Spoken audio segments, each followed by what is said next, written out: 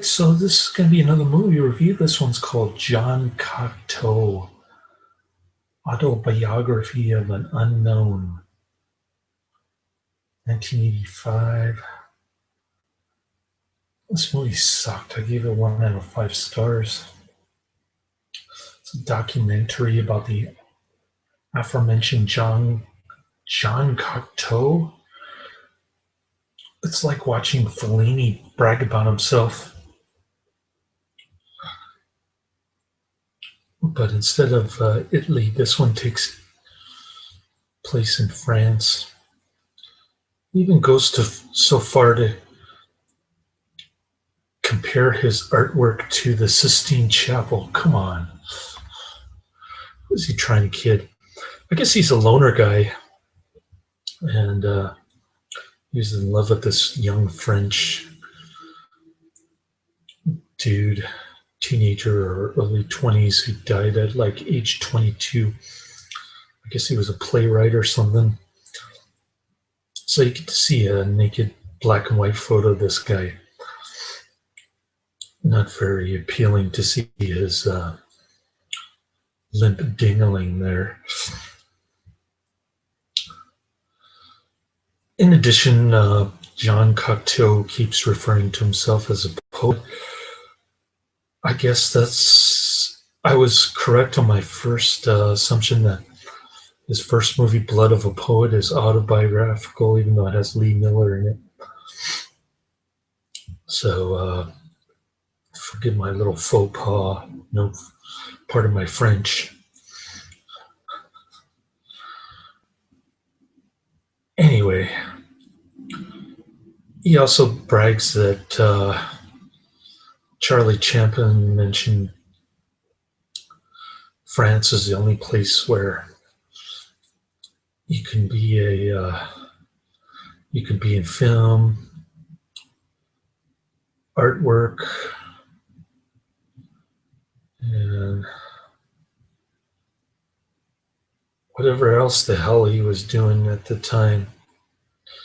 Who knows? I guess he was jack of all trades.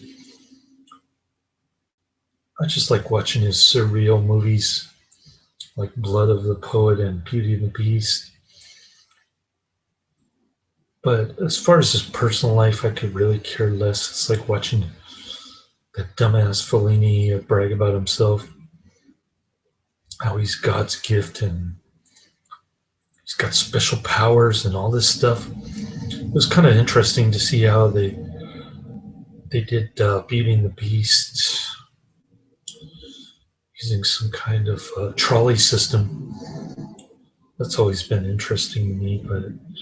And then I guess they used a pool of water for the scene where Lee Miller falls into the mirror. I guess they used some chrome key stuff, 1930 technology, which lasted all the way up to the mid 70s, I guess.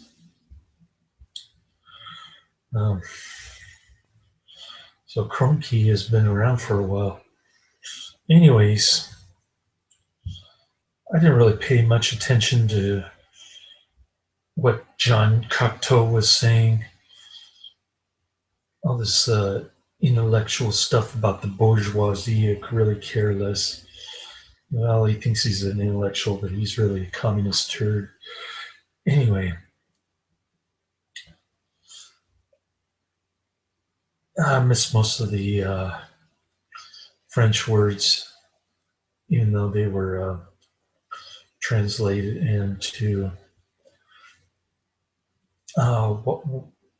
white English subtitles. They probably got lost in translation or something. But it's on the Criterion Collection disc as a bonus feature. The first disc with Blood of a Poet and this one. So I forgot to review it. I guess they kind of go hand in hand. They're both movies, so to speak. One is a documentary, and one is sort of like a surreal autobiography. So there's that. I don't doubt that he has visions and he's been on drugs or whatever. He used to smoke opium. But some of the stuff is a little bit over the top with his conceit and his godliness. I guess he's a loner guy. Um, he just likes to have friends, which is nice when you're famous and whatnot. You can just you don't have to deal with long-term commitments or divorce or anything. So it's a nice luxury to have if you're an actor or a director like him. I guess don't have to deal with people's hangups. Speaking of which, I just got dumped by the 26-year-old Thai girl. She was taking me for a ride. Today she said I was too old and she met some younger guy. So her search is over, but it wasn't. It was after she met me, but it was somebody else, unfortunately. So back to the back to square one. It's probably better anyway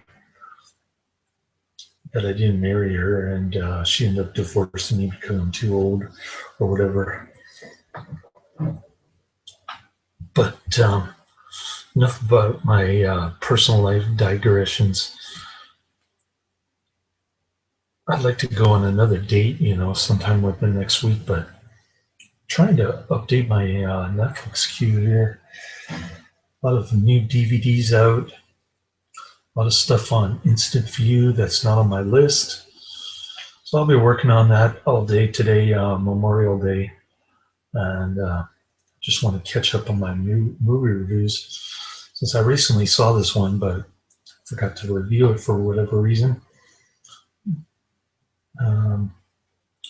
Just going through my psychotronic video guide, trying to figure out all these alternate names of movies. So I'm doing a pretty damn good job, thanks to the internet, which I didn't have when I bought this book way back in 1995. Man, it's all tattered and the pages are coming out. Still has my first wife's writing on there. It says Benjamin and Christine. Anyway, this book has seen better days, but then again, I've been carrying it around, bringing it to work and the library and whatnot. So cool stuff. I guess I'll work on getting some more cool entries on there on my Netflix queue. And then tomorrow I'll get to deal with divorce bullshit and maybe try to hook up a date for next week or for this week. It's Monday already. 3-day weekend is hell long. But I guess I'll cook some steak and rice tonight. Try to get my Netflix queue cleaned up as well as my list. Instant View. So I guess I'll be doing that for the next 6 hours or 9 hours until I get tired, and I'll get dead tired because I've been going to bed late, sleeping in this weekend simply because I have nothing better to do. My ex-wife won't let me see my son. All my friends kind of deserted me, and including but not limited to my so-called date, which wasn't really a date. It was more like a Dear Johnny.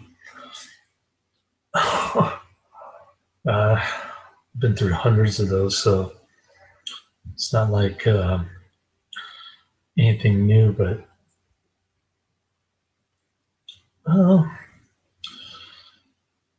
people make choices, good or bad, whatever. And she's Buddhist anyway, so I don't think our religions are compatible. But if she really believes in karma, I can understand why she was worried that I didn't really appreciate her Dear Johnny nonsense today. So there's that. And that's the end of my movie review. Personal life,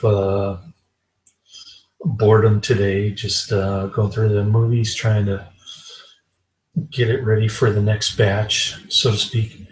I did find it's a Johnny Legend movie that was on my Netflix queue for the longest time. I'm trying to remember the name of it. Oh, Barn of the Naked Dead. I finally found another disc that didn't have two movies on it, and it didn't say expected availability.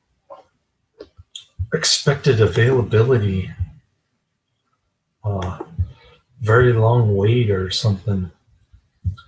Man, that thing was like on the top of my Netflix queue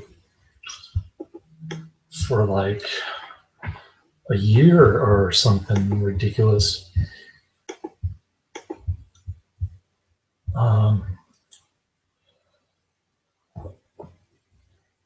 But then I found that there was another disc that had the same movie on it. So I just replaced it today. I don't even know if Netflix has it. They say very long wait and it just sits there for a year. Same things with some of the Dark Shadow stuff. It's been sitting up there, 2 through 12. A lot of episodes that I haven't seen yet. But got Jean-Claude Van Damme, Bloodsuckers and Bloodthirst coming up. I'm on the blood movies. And then Bloodsuckers from Outer Space, The Bloody Brood. And so I'll just wait for those to come in this week. We'll see about reviewing those. Anyway, that's the end of my Jean Cocteau Autobiography of an Unknown documentary 1985 review. Laters.